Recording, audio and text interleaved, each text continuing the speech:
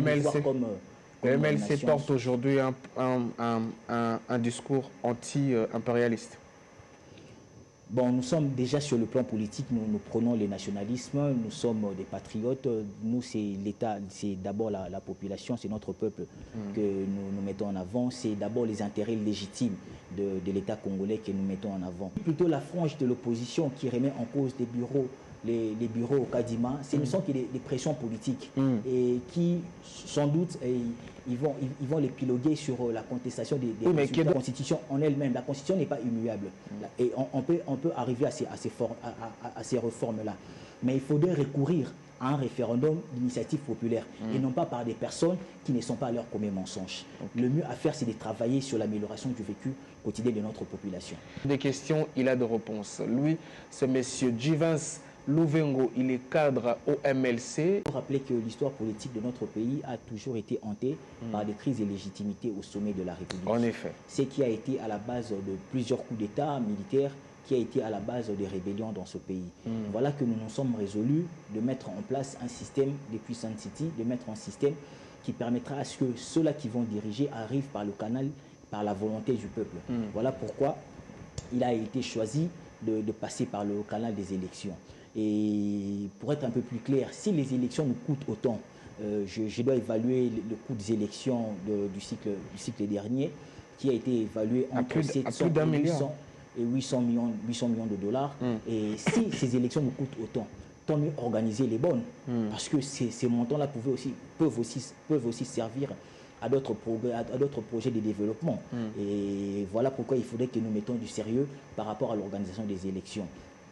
Mais est-ce que vous pensez que si on adopte toutes ces réformes-là, on va aller vers un pouvoir désormais un peu plus légitime qu'on ne l'a pas eu d'ici il y a 20 ans?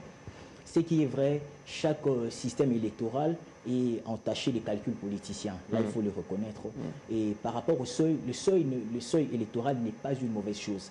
À la seule condition que l'organisation des élections, que ces élections soient crédibles, transparentes et démocratiques. Le problème, le seuil n'est pas un problème. Le seuil électoral n'est pas un problème en soi. Parce que le seuil, par rapport aux élections passées, le seuil a été mis en place, et là il faut aussi les reconnaître, pour que tous ces regroupements politiques, notamment les AB tout ce groupe-là, devraient se regrouper autour du PPRD. Ce qui avait justifié ces seuils électoraux. C'est pas un peu la même méthode que vous êtes en train de faire aujourd'hui? C'est-à-dire vous faites des réformes pour obliger d'une façon indirecte à tous les autres partis politiques de se retrouver autour de l'Union sacrée. Vous n'êtes pas dans le même calcul? Ce qui est vrai, il faut accepter le jeu démocratique tel qu'il se présente. C'est la loi de la majorité qui va primer sur la minorité sans pour autant marcher sur la minorité. Il faut le reconnaître comme ça, il faut l'accepter. Et cette majorité, il faut l'obtenir à tout prix? La majorité, elle ne viendra que du peuple. Mais au sein de votre parti, vous espérez à quel type d'élection? Les types qu'on a eu en 2018, ou vous voulez inventer quelque chose qui nous sera un peu plus profitable? Non, les MLC estiment que le suffrage pour l'élection du président de la République, le suffrage universel direct, que le peuple se choisisse son dirigeant au sommet de l'État. Et pour les députés nationaux, que ce soit toujours le suffrage universel direct, pour les députés provinciaux, un suffrage universel direct, et pour le gouverneur ainsi que les sénateurs, que ce soit au suffrage universel indirect, que les députés provinciaux puissent élire les gouverneurs ainsi que les sénateurs. Que le gouverneur puisse élire le... Non, que les députés provinciaux puissent... Qu'on continue dans le système qui est mis en place. Qu'on ne modifie rien. Qu'on ne modifie rien. Et voilà aussi, nous avons formulé une autre proposition, de voir l'élection présidentielle de un tour revenir à 2 tours. Pourquoi nous le disons en tant que le seuil électoral n'est pas un problème en soi? Il faudrait que l'organisation des élections, que nous ayons des élections qui soient transparentes, crédibles et démocratiques. Peu importe le système électoral qui sera mis en place, il faudrait que les élections reflètent effectivement le choix de l'électeur congolais. Qu'est-ce qu'il espérait à quel type d'élection? Notre pays, le nombre de la population est estimé à plus de 90 millions d'habitants. Et s'il faut prendre l'exemple des élections qui a vu le président Tshisekedi accéder au pouvoir, nous sommes estimés à plus de 90 millions d'habitants. Et sans compter la diaspora qui est évaluée entre 2 700 000 à 2 800 000 de Congolais. Le président de la République, il a été voté par 7 millions de Congolais.